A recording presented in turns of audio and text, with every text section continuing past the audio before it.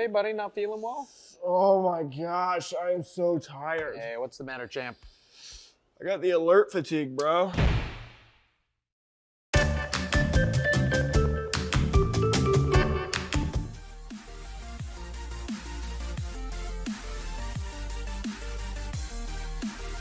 like you've been practicing.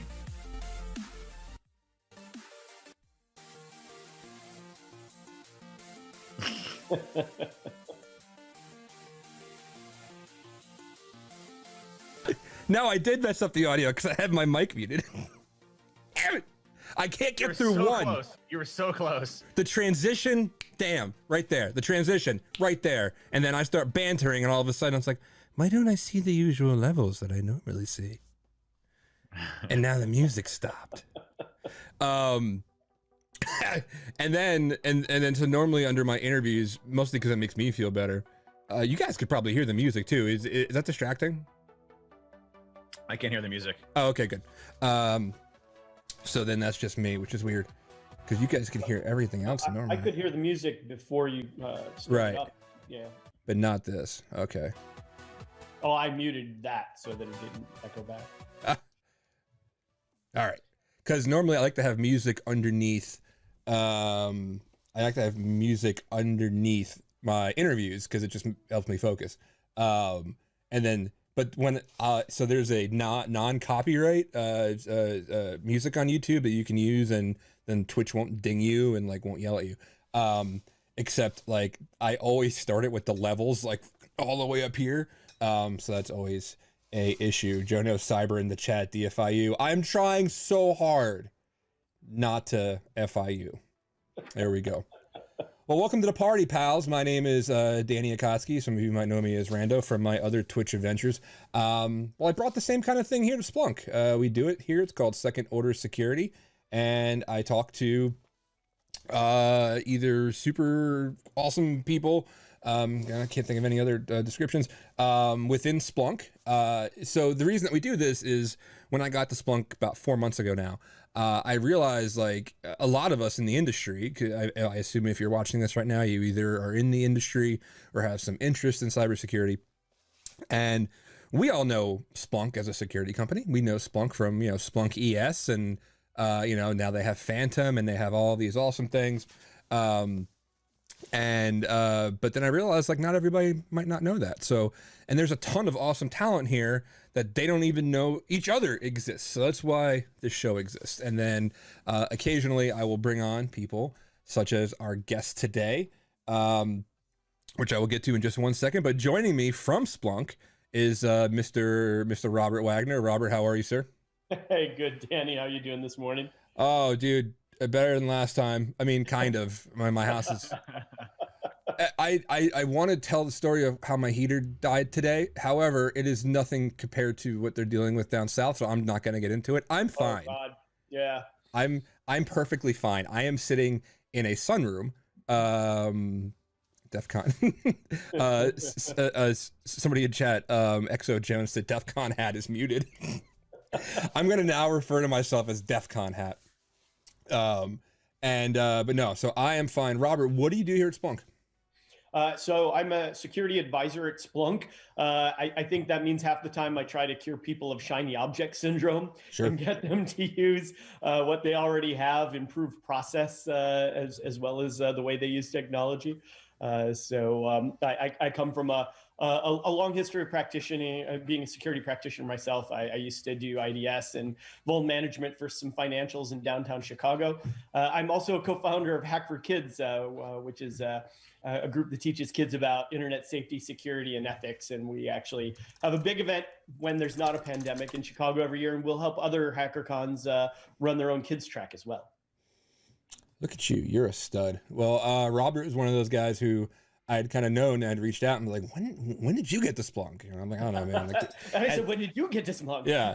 Yeah. So when it was very much like that Spider-Man meme where they both point at each other. So that's what that was like. But enough about us. This is not to shill. I am going to introduce a relative newcomer to the information security industry. Just kind of getting his feet wet. Needs some advice from the experts like Robert and I. Like, so I could. Brand new, just started. You know, Brand new, just started. First day on the job, so I'm sorry, I couldn't keep a little nervous. I couldn't keep a straight face. Mr. Dave Kennedy, also AKA Hacking Dave, AKA Relic. Whatever happened to the Relic in your handle, by the way? Yeah. You know, I used to have it as my Twitter handle and everything else, and it just got so hard to explain. Hey, my handle is REL1K. People were like, what? So then I changed it to Hacking Dave, but Relic is my true old school handle that I used, back in the day, and then Hacking Dave just became easier because like when you're spelling it out to people, are like, hey, what's your handle on Twitter? You're like, Hacking Dave. Okay, that's easy to remember, right? Relic with the one, not necessarily, but my handle really came, a number of years ago when I was in the Marines. So I've been using it for, I don't know, 25, 30 years now, I guess, 30 years. So, and for those who are uninitiated to the 25 years, not that old. Sorry. Yeah, I found out, by the way, the other day, I'm having a conversation with Dave that he is younger than I am, and I that was a harsh life check for me. Because for those who don't know, Dave runs two companies, both Binary Defense and TrustedSec, and the creator, may it rest in peace, of Brrcon in May God bless Trevor's soul. Yeah, Trevor. You know what? That's just it. Like everybody was getting really, really sick of the whole like Trevor trope. I never did, and now I bet. Yeah. Now I bet since we've all been separated from each other, people are just begging to go harass Smashburger downtown. Please stop. It was please stop, and then what was the other one? This has been addressed. TLDR for people who don't know, there's going to be a lot of inside jokes because Dave and I are very good friends. There was a HackerCon called Brrcon, and then across the street of Smashburger, one of our more famous hackers found a roach in his milkshake, and every year we went across and created a memorial for Trevor. And the very first year, whoever runs Smashburger social media was like, please stop this. So what did we do, Dave? We made stickers of the tweet that said, please stop. Yeah, and there was vigils, and there was people crying outside the thing, and the police thought it was actually awesome. They thought it was the greatest thing ever. So it was a great time. Hey, it was just a bunch of having fun with it and making light of a obviously bad situation. So and you know what? Also, caveat: this is more of a free form. I have general ideas of why I want Dave on and why Robert's here, but we're definitely going to get sidetracked like we just did. Joe Knows Cyber says, I think the hardest I've ever laughed was when so Dave Kennedy is our guest. I'm going to keep just saying his name over and over again. Also does appearances on things like Fox News and MSNBC, CNN, right, Dave? You've been on CNN? Oh, yeah. All those big letters after his name. And he actually, he literally went on, was it CNN that you did the Trevor thing? It was CNN. Yeah, he was doing an interview on CNN where he says they were talking about some breach, because when isn't there, a breach? And he says, so I was having a milkshake with my friend Trevor the other day, and somewhere in the universe you heard 6,000 hackers just bust out laughing. Yeah, that's definitely one of my favorite ones. I'm always trying to get him to slip more things in. Honestly, like before I was doing like, should I really do this? Should I not really do this? I'm definitely going to do this. This is going to be awesome. And then, what was great about it is it, when I tell my mind something, it just comes second nature. So like, as I was doing it, like there was no blip, there was no smile, there was no pause. It was right into the segment. And it was like, it was natural part of the conversation. And that's hard to do when you're like trying to throw something that no one's going to understand except, 6,000 hackers that happen to be at Brrcon. So that was a lot of fun. I had a good time with that one. Don't sell yourself short. It's not just those of us that were at, because I wasn't even there that year. Yeah. Oh, it blew up in the whole community, which I thought was really kind of great. Yeah. Well, and the community also turned it into something good, right? I mean, Trevor raised funds for the victims. We raised quite a bit of money. Yeah. And how much did they raise? Some serious money. I can't remember offhand. It was like $15,000 or $20,000 for the hurricane relief that was going on in Puerto Rico at the time. And it actually directly related to supplies that were getting issued to people in Puerto Rico that needed it at the time. So it actually, it turned again, a silly thing into something positive, and creative, which I thought was really awesome. Yeah, it's I mean, like I designed stickers with somebody, and then we raised a couple $1,000 doing that, and people made T-shirts and the whole thing. So it's fun to have fun. That's what we do here, and that's why we're in security. We're pretty much just to do posty things with our friends. Subhazard said, "What's the stream about?" The stream is pretty much this. It's just us chatting with people. However, there is a focal topic here, and it started with a conversation between Robert and myself. We were just having a usual Zoom chat, just kind of hanging out and catching up, and we were talking about different things that we could do to evangelize, not just Splunk. I don't want to say just that. I love Splunk. I love where we work. I love our company. But to evangelize security in general, right? Because I think companies that have the resources like that to do this should do it. And I don't mind the term evangelism. I think it's awesome. My main role here is as a technology advocate, is what the official title is. So, but anyway, we just like to talk about security and talk about cool stuff that happened. And Robert, you would tell me about a talk you saw Dave give. Yeah. So, I end up having a lot of customers ask me, how do I get started? What should I do to get the best bang for my buck? And something Dave had said at Brrcon, was it 2 years ago now, Dave? I think that, yeah. 2 years ago, yeah. He had said that he had, in doing a lot of investigations, they were finding more and more powerful stuff coming out of using Sysmon as a log source, to the point where he had turned to his team, the men and women that work for him, and said, is there any incident that we couldn't figure out from an endpoint perspective if all we had was Sysmon, assuming that system supported Sysmon, right? And they couldn't come up with a single example of an incident where they couldn't figure out what had gone on. And I thought, oh my God, what a powerful place that would be to start then. And a lot of folks, at a lot of companies don't go to HackerCons. They haven't had the pleasure of seeing Dave and other great researchers present. So I've been actually talking about that with customers, and it frightens them. First of all, people go, oh no, that would be way too much data. I could never handle it, and stuff like that. But Dave, you've got actually a lot of insight on how easy and powerful that can be, right? Yeah, when you look at what you're trying to accomplish today, visibility is number one, right? And I think a lot of organizations strictly rely off of EDR products, in a lot of cases. And there's a lot of gaps and weaknesses that you don't have from a visibility perspective in those tools.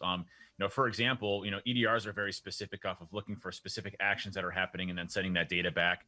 And they have to be very careful on the amount of data that they're sending back that's not necessarily specific to your environment, in order to ensure that, hey, you can maintain logs for a month period or whatever it ends up being. So it's really, shimmed down the type of data that you're getting sent back to your environment, which can be very useful for you in an incident response case. A lot of times when we have just EDR products in place, we're missing a lot of visibility into the organization environments, unfortunately.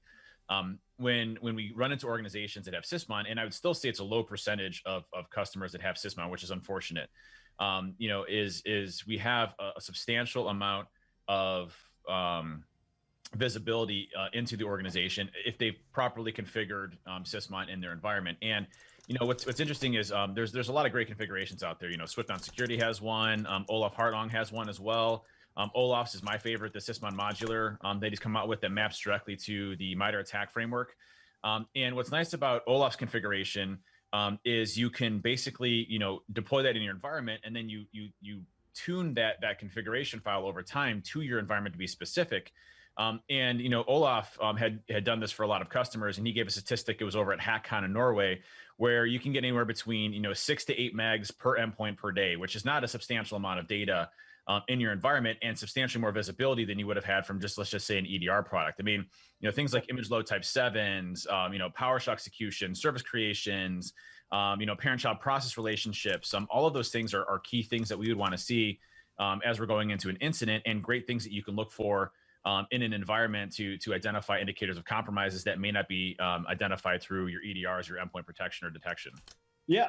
And for those of you that didn't catch what all of that means, Swift on Security's blog too explains a lot of this in detail on how you can go about configuring and why you would go about putting certain configurations for Sysmon. I think both Olaf and Swift on Security's blogs help key on a very specific thing. Windows is noisy, right? You don't want to collect everything that Sysmon's going to throw at you. But when you pare it down, you had some statistics on how really small that amount of logging can be, right? Yeah, it's roughly around 8 megabytes per endpoint per day, which is not not in the grand scheme of things large. In the larger configurations, you can see 16 to 24 megs per day. But really, I mean, it's a small amount of percentage in comparison to if you were to do like 4624 or failed or successful logins. Those take up a substantial amount of data in your environment. You start looking at things like Kerberos and everything else that goes on, command line auditing. All of those require a substantial amount of data, to ingest back in. With Sysmon, you can really prune a lot of that down to look for very specific things in your environment.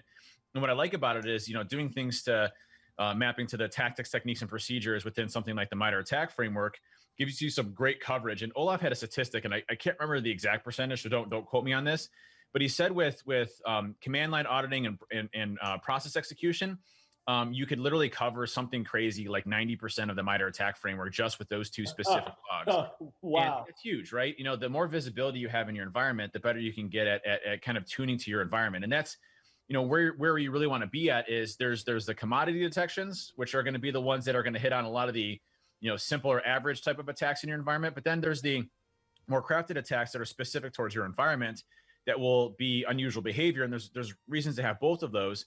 So knowing your environment, baselining your environment, and from there looking for deviations of patterns of behavior really becomes a way to identify these types of threats as things go along. And that's really, really important. I did not realize that the mapping was that strong against MITRE. And again, when people say, well, where do I start? What's the most important things to log? I always suggest take a look at MITRE and take a look at what's impacting your industry. Take a look at what you think is actually going to come back happen in your environment. It actually reminds me of a workshop I took with you back at B-Sides Detroit.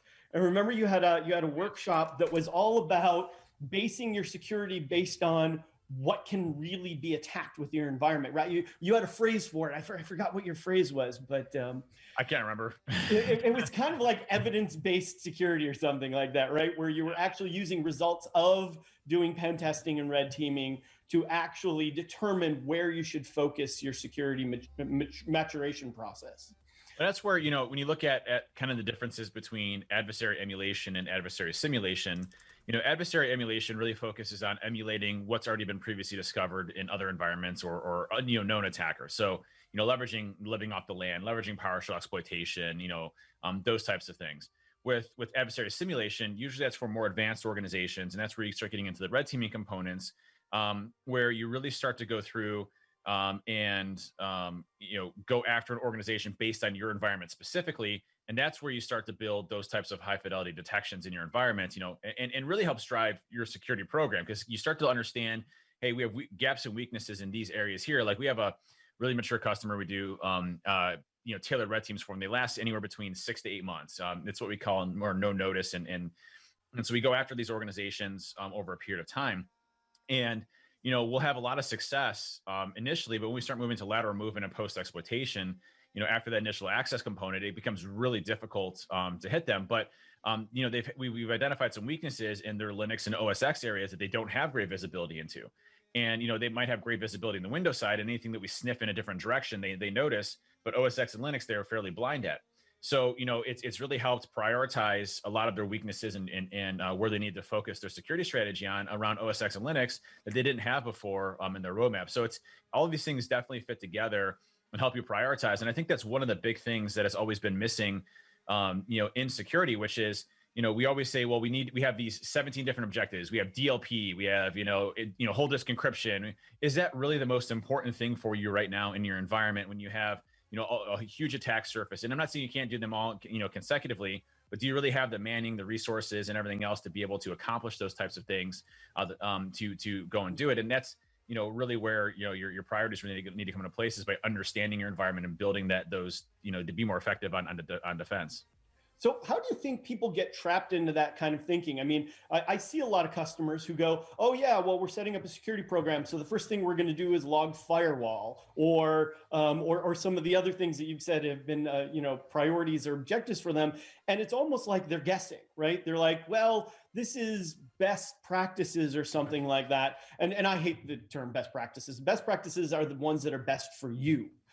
There are common practices that a lot of people do, but just based on what you said about Sysmon, and by the way, for those Linux and Mac systems, you can get OS Query, which gives you a lot of the same stuff.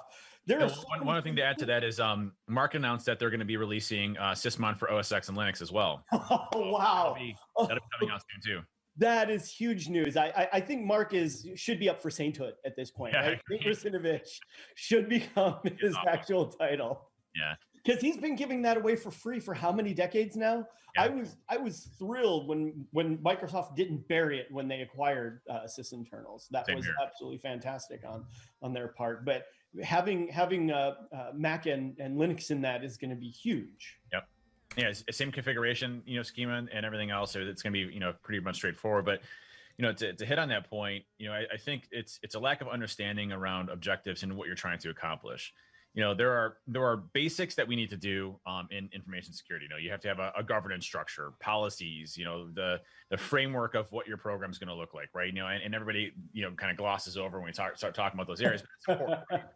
And you have things like vulnerability management and and how that goes to remove a lot of the basic ways that attackers can get into environments. I'm not saying that basic equals easy. We all know vulnerability management is a very difficult program in organizations, but then you start looking at components around visibility, and you have to look at what your objectives are for visibility. I think when you look at traditional SOCs, security operations centers, Yep. They go and they buy a SIM, they take the default rules in the SIM, and then they put a bunch of people in there, and then they wait turn them all on. They turn them all on, and then there's 99.9% of everything is false positives. And so when you look at that from that perspective, an analyst gets alarm. That alarm then comes in, they say it's a false positive and move on. And then when there's actually a threat, they're already used to 99% false positive. So like, well, this is a false positive, and they move on anyway. So you don't even detect, the stuff in the first place. And there's no proactiveness to what that means. And that's really where I think threat hunting has really started to change the game in many cases for organizations. And I think your ultimate goal should be to understand, the threat models towards your organization, what your threats are and adversaries or capabilities, and mapping those capabilities to what your defenses and your detections are. And threat hunting can really be kind of the instrumental area for that. And it doesn't mean you have to have a team. You can do exercises once a quarter or whatever it ends up being. But through there, you identify what are your important areas for you to actually explore in your environment that you don't have visibility currently, and start to build off of that as time goes on. Some of my key areas that I love focusing on, especially if I have access to the data that's just high fidelity for me for going through things. Obviously things like PowerShell logs, but even PowerShell logs are very difficult to get for a lot of organizations because they're super noisy. You talk about script lock logging. I would love to have script lock logging, but has anybody ever actually enabled script lock logging in their environment? It's right. All of the logs in your environment just go nuts because there's so much PowerShell out there. The PowerShell is a fantastic area, and it's obviously a large attack surface, for hackers. And then you have, things like living off the land. So looking at, legitimate applications in your environment that are misbehaving. And there's a lot of things that you can do protective wise with that, using something like WDAC or, Windows Defender application control, or allow listing as a method to reduce that attack surface, but monitoring for baselines off of those. For me, one of my favorite areas aside from DNS is going to be parent-child process relationships. I love going through parent-child process relationships. That is my area that I home in on right away of understanding, hey, why did Outlook.exe spawn a child process of PowerShell.exe, which spawned a child process of Command.exe or whatever it ends up being, or Excel, and all of a sudden now we have command and control infrastructure in place, right? And started homing in onto those parent-child process relationships, as a key area. If I see something like, run DLL32 or RegSPR32 or CBD or CSC or Mavenjack, or MSHTA, that's going to be like Christmas lights going off, in my head of like, hey, there's something I need to focus on in here.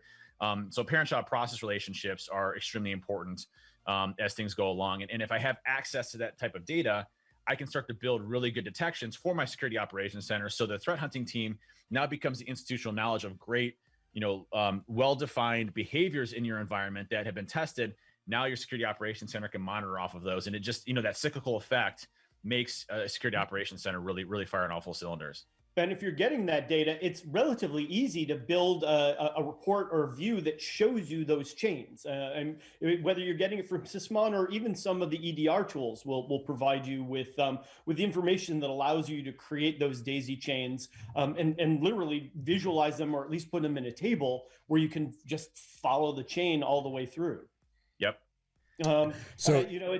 It's interesting that you talked about all the noise too. So one of my peers has actually come up with a great way to deal with a lot of that noise. So we're not talking about a new tool, we're talking about a new process that we've been working on that's really cool. So what we've been doing is taking a lot of those noisy alerts that come from everything, come from Sysmon, can come from your IDS and whatnot. And rather than writing those low-level alerts, things like someone issued "Who am I?" from the command line, or a new port started listening, we're writing them to an index, and we're mapping them to MITRE attack tactics and techniques, so that we then have a second set of searches that goes through those and looks for any host or identity that has had more than X number of tactics, or touched more than X number of tactics or techniques. And all of a sudden, if you cross that threshold, you get an alert that is, here's all the things that happen. There was some PowerShell, and there was some change to the configuration, and a new account was created. All of a sudden, that's using all that noise to actually create something that's helpful. Yeah. Anytime that you can whittle down the noise and get to more high value indicators, like if you're mapping multiple techniques and procedures that are being executed in an environment to a specific host or user account, I mean, that's very valuable stuff there. I know one thing that Olaf has done, there's a Splunk app that you can go and download for Sysmon Modular, and it maps all of the Sysmon modulars directly to the MITRE ATT&CK Framework 2 in a nice dashboard. So there are some cool things you can do there too, to get it all kind of mapped into Splunk. And I know they have some other ones too, but those are key areas there that again, any way that you can map those and make it easier for yourself and to visualize that and have all the data in one central console, you have a much higher probability of detecting something in your environment that's going to be unusual. And I gave a talk, this is a number of years ago. I mean, this is going back to like my early days when I first got out of the military. And I remember my first security talk was on I think it was web cracking, back in like 2005. But I gave a talk a number of years ago with a guy named Ryan McFarland from the FBI. And it was about the long tail of information security. And the long tail is applied to business economics, a lot of other things. And what's interesting about the long tail applied to information security is that, we have a lot of high commodity or high volume things that happen in our environment at a given time. But as you start to look at the top of that, where the peak of those areas are, and you start to go down further and further and further and further, you can start to look for indicators in your environment that are suspicious, right? For example, this user has never executed a command prompt before in the past, and now he's executing command prompts, command syntax. This user's never executed PowerShell. This user's never gone to a specific country that is located in these specific areas. So all of these different things can really help, and the visualization of that to people that are looking for that type of data just make it a lot easier to reduce the dwell time that an attacker has in your environment. And I love that you've been talking about Olaf's free. I love people that give free tools to the community in general. Not that you've ever given free tools to the community. my whole life is always like, my wife makes a joke. My wife works at TrustedSec. She's our financial controller. And, we're a perfect balance, because she always says that literally I would give away everything for free, including all of our money, and we'd be completely broke. And she's the one that balances me out. So there has to be a business side to it, I guess, apparently. Otherwise, I would give everything away for free. So. But that's fantastic. And again, I think people that don't get the opportunity to go to conferences when we can have them miss out on all the information for all of that. I mean, you talked about adversary emulation and simulation. There are some fantastic tools out there for free to help people with that, right? We've got Atomic Red Team, which is good. Splunk has something called Attack Range that's free that you can use to try and generate attack emulation traffic as well. And I'm sorry, I talked over overview, what was the one you mentioned? MITRE has Caldera, which is the right. one.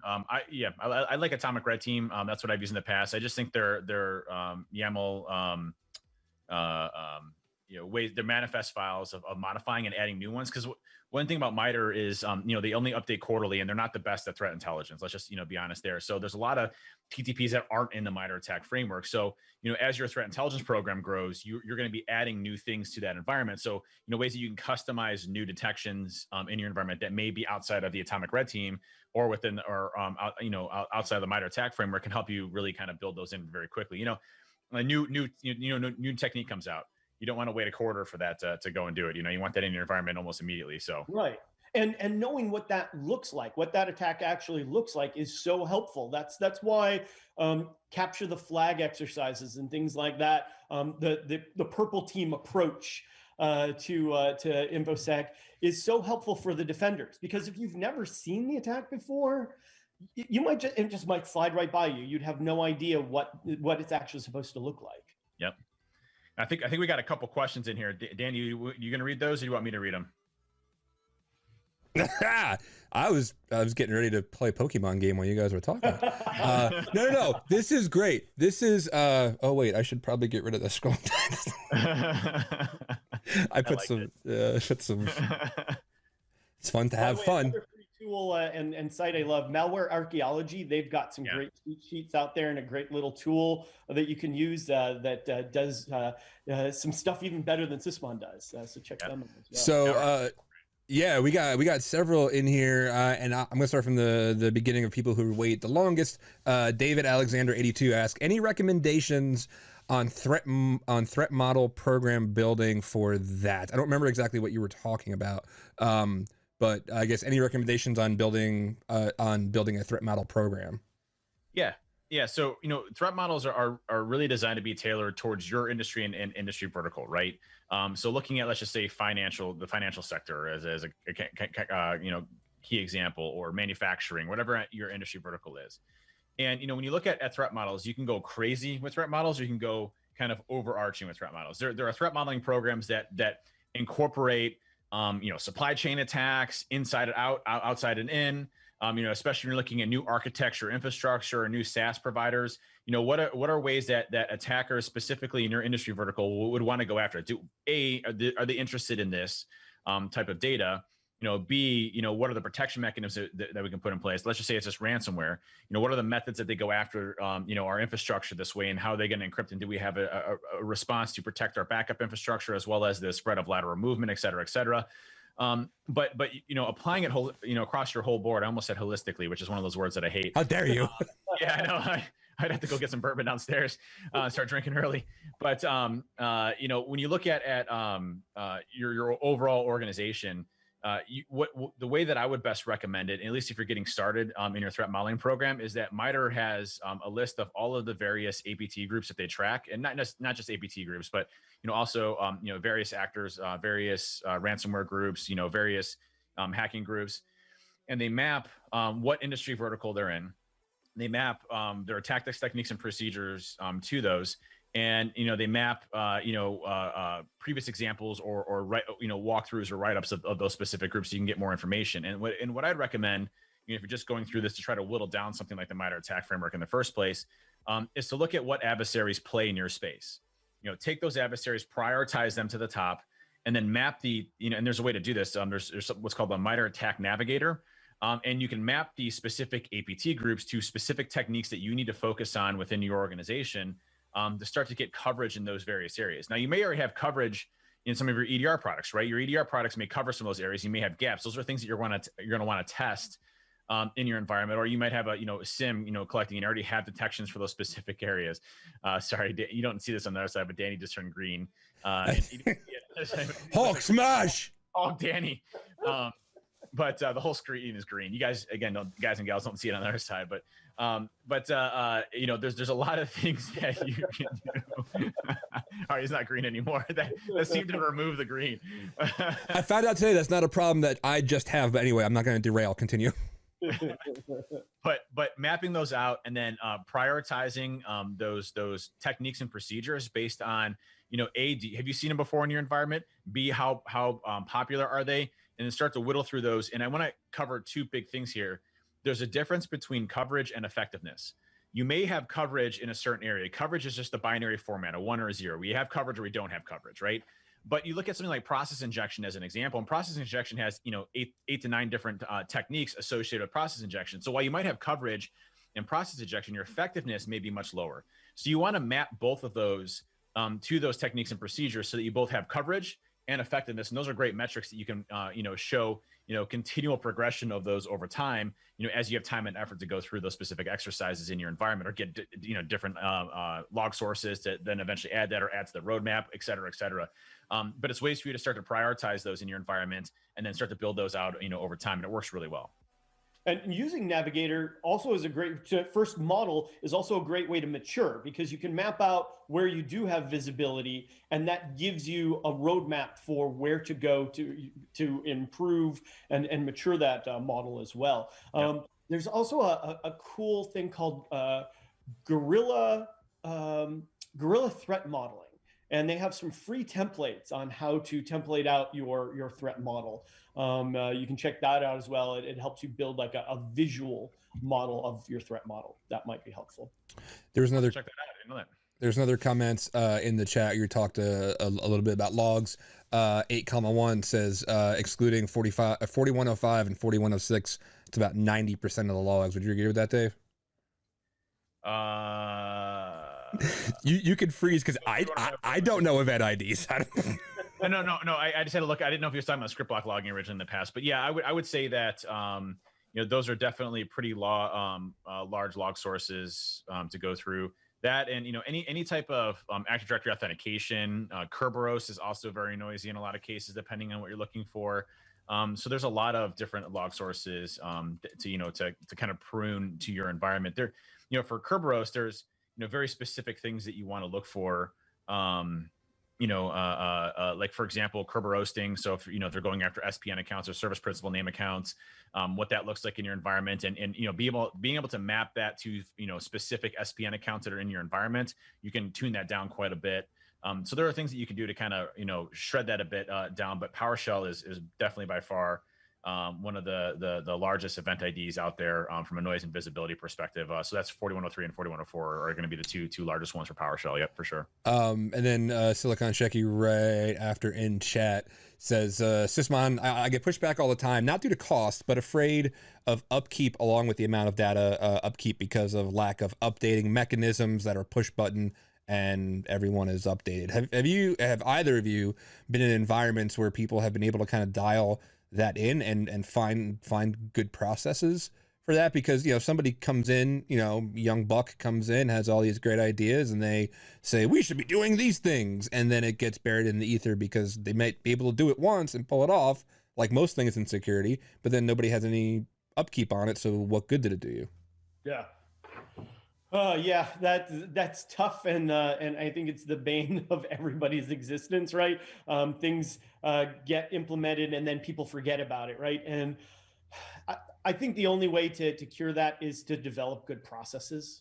Really, I have a coworker who actually says people should treat detections like code, and you should literally have a life cycle built out around your code, around your detections, just like you would have around your code, so that things will age out as they become irrelevant or tweaked as they need to become better. That whole process that I talked about taking those low-level things and seeing what can come out of them in a larger alert is another way to kind of start finding out what's relevant.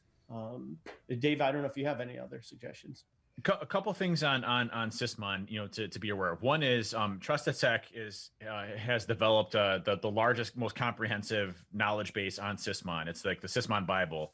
And Mark Rusanovich's team over at Microsoft referenced it as one of the most comprehensive. It's basically Microsoft's documentation now at this point, because they suck at documentation. So Mark just references our stuff for all of that. We do have a Sysmon training course too, if you're interested in that, where I think we're giving it soon, about Sysmon fundamentals and deployment of detections. But one of the things that was a shameless plug, by the way. But one of the plug things away.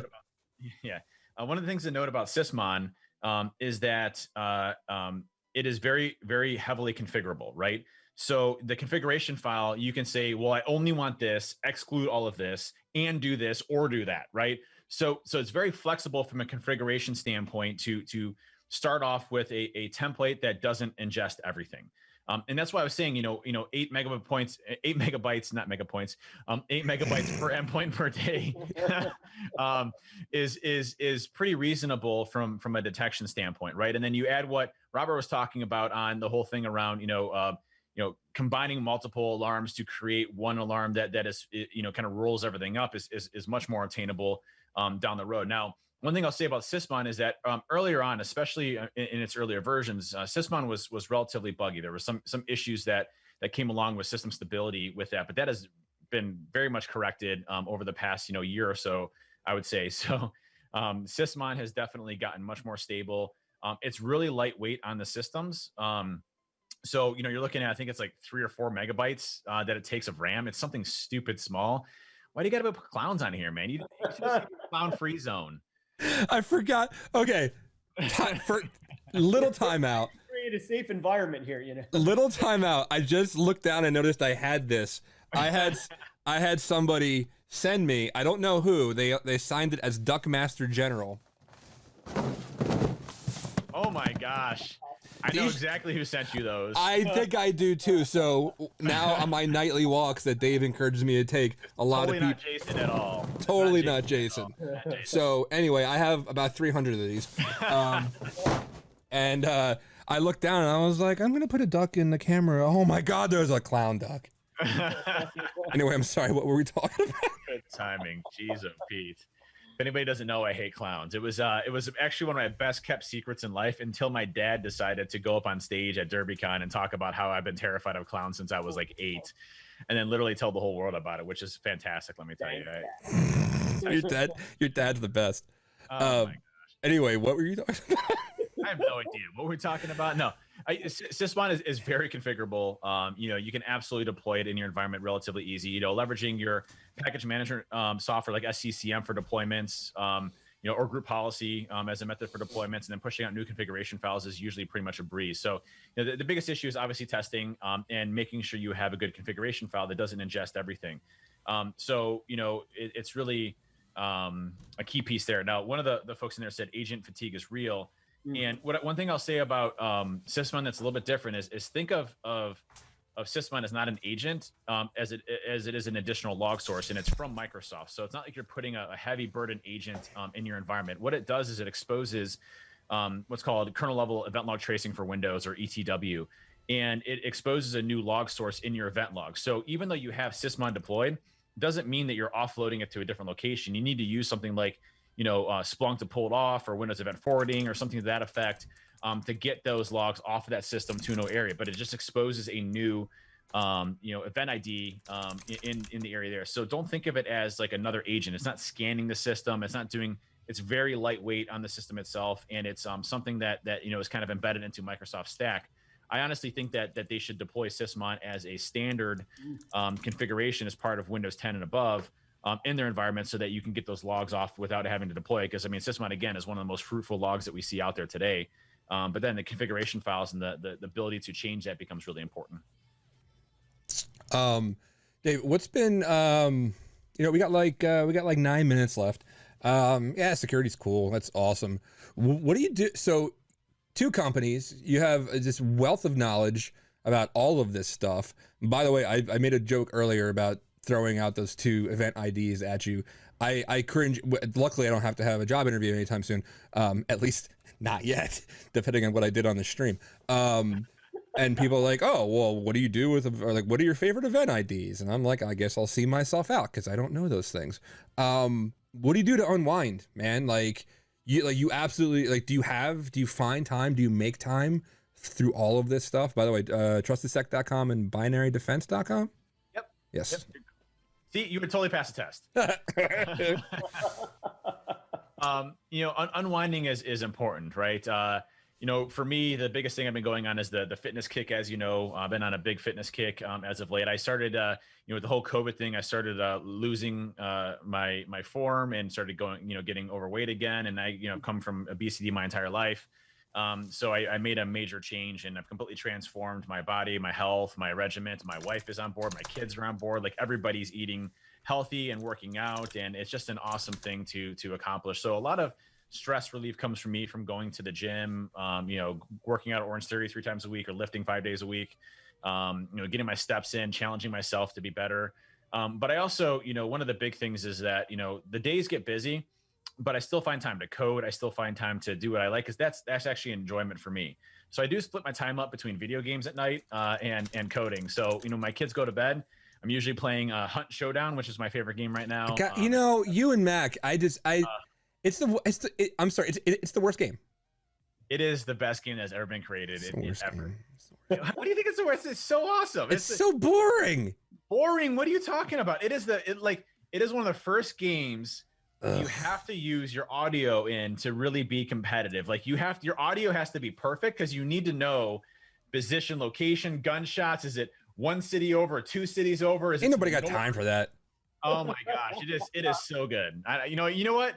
You just went down a notch for me by just give me a good spray and pray. Give me This isn't one of those games. This is a very calculated, meticulous, like, skillful game. The shots are, each gun has a different type of bullet velocity. I mean, it is a master of art game for shooters. So, but the video games really help me out a lot for unwinding. But I mean, I'll tell you, the best time I have is spending time with my family. That's where I get, the majority of my time. My kids are very active in sports, so I'm always going to the different, locations of basketball, practice and training and things of that effect. And just love seeing them grow, and being a part of that is all I need in life. So, yeah. Somebody also mentioned Tarkov in the chat. No, not Tarkov either. I won't do Tarkov just based on where it's developed out of. It looks like an awesome game, but I won't play just based off of the development areas. No offense to those folks. It's not in my comfort zone to install DLLs and drivers and kernel stuff on Windows. What's the worst that could happen? Oh wait, we just talked about the worst that could happen for the past 45 minutes. You're also quite the cook, yeah? Yes, I do a lot of cooking. So much meat. Cook in my house. A lot of meats, smoking meats, steaks, red meats, chicken, whatever. I cook everything for the fam. So in fact, tonight is brisket. So I got it smoking out right now as we speak. I got up at 7 a.m. to put the brisket on. I've got some yogurt and some cheese sticks. Those are good. I love yogurt. Greek yogurt is my go-to snack. Faye yogurt. And by the way, I'm not sure. Somebody will yell, be like, "Don't disparage security companies or yogurt companies." But I'm gonna get PR on the phone after this. Faye is the superior. Don't at me. I do the light and fit ones just because it's like 80 calories and 12 grams of protein. I all about that protein. But by the way, speaking of gaming, I need games like I had trouble figuring it out because I've been playing Pokemon for 6 months. Killing Floor 2. Killing Floor 2 is nothing but egregious murder the whole way through. I don't have to think. I just have to kill zombies. Right? That's all I want. I don't want to listen for audio and like look at a map. I just want to spray and pray, bro. That's all I want. Hey, I got you. Those are great games too. I used to play those types of games, but then I actually grew up and wanted to play like harder games. So it's fine. It's fine. Whatever floats your boat, Danny. Somebody in chat said, "Don't get snippy with me, Kennedy." Curl and Drag says they're looking forward to you guys giving a talk at Conf 21 on a presentation on Sysmon. We could do that. Dude, I mean, because like that's the one thing that everybody says, like almost offhandedly, like, Sysmon. We're like, okay, what about it? And I'm like, oh, Sysmon. So like a conversation like that was super valuable to people. I think there's a big stigma around Sysmon, right? I think people think it's this massive, undertaking when it's actually going to be one of the most relatively simple deployments you have in your environment. And I understand agent fatigue completely. I mean, I completely understand agent fatigue. The whole purpose is to try to get less agents on the endpoints and to actually allow your users to not have to use 6 gigs of RAM for your endpoint security products. But at the end of the day, Sysmon's super lightweight, doesn't, like CPU usage is like 0.01 CPU usage, like 4 or 5 megs of RAM. Like that's doable. Okay. That's doable on an endpoint. And the value you get from that is insurmountable. So it's definitely a light lift. It's just a matter of making sure you deploy it right, your configuration is solid, and then from there kind of tweak as things go along. Yeah. Visibility at the endpoint is critical right now. I mean, what percentage of attacks start with the endpoint, particularly user endpoints? Substantial amount. Ridiculous, yeah. Yeah, I mean, for me, like, it's super easy, and like, I'm still running Windows ME, and it runs just fine. I got roasted. Most of the time I'm not super serious on Twitter. I got roasted when there was some poll that went out, was like, what was your favorite Windows distribution? And the only choices were like Windows 2000, Windows NT, and Windows 3.1 or something like that. And I was like, nah, bro, Windows ME. It was so pretty.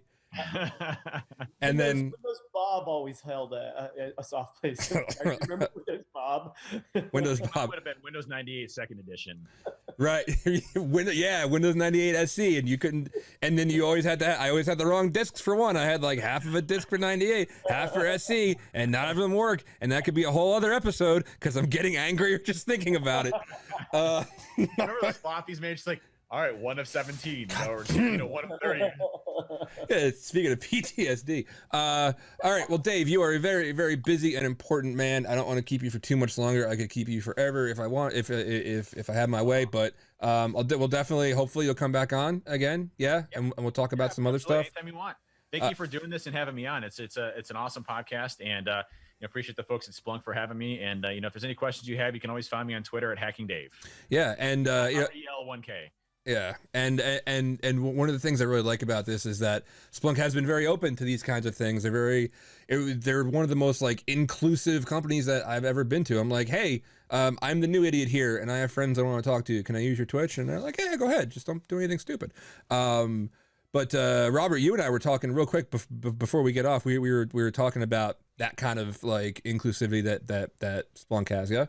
Yep, we have a big EID, a big engagement inclusive and diversity initiative here. It's a priority for Splunk, and I think I want to give back to the community and do what I can to help as far as inclusive and diversity goes. So here's what I'm going to do for your listeners.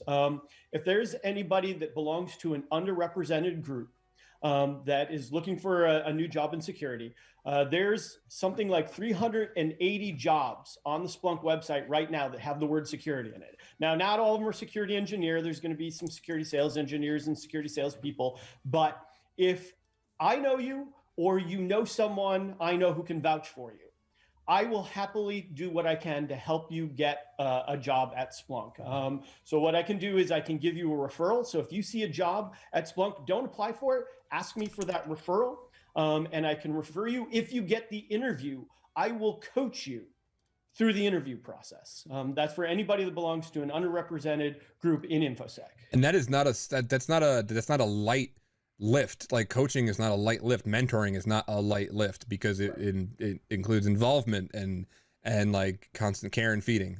So dude, that's awesome. That's awesome. If people want to take you up on that, are you on Twitter? Yeah. At Mr. Minion, it's MR_Minion, or you can find me on LinkedIn as well, Robert Wagner. All right, fantastic. And then Dave, we figured out where they could find you. I got really twisted for a second because I have my Zoom in one window and I have the live feed, and live feed has a delay, and Robert's still talking on delay, and then he stopped, and then my brain broke. Kimber in chat says Splunk is ideal for Sysmon configs for customers with low budgets. True, Robert has always been awesome, says Shecky. So yes, if you enjoyed this kind of thing, I'm trying to do this every week. So I have different guests on. We're going to actually do a bonus episode on Friday, replaying an episode I did that wasn't aired with my buddy Jack Ham, who is CISO at Gigamon. So we talk about CISO and how not to sell to CISOs and things like that. And this same kind of conversation. If you dig this, by all means, like, follow Splunk. I do this pretty much every Monday now, with the exception of me screwing things up this past Monday. And yeah, if you like it, follow it. Let me know on Twitter. Visit Splunk or whatever. And I also got my own thing, which is called Second Order Chaos. And you can find that at twitch.tv/2OC stream. Dave, Robert, hang around Zoom while I get the heck out of here. Everybody else, Joe, Shecky, Trick, and everybody else in the chat, thank you so much for hanging out. You have no idea how awesome it is to have the interaction like that. So I very much do appreciate it. And we be out. Yeah, be excellent to each other, everybody. Yep. Hey, buddy, not feeling well? Oh my gosh, I am so tired. Hey, what's the matter, champ? I got the alert fatigue, bro. All right, Dave, I got that. Oh, it's still live. Hot mics. Ah! Ah!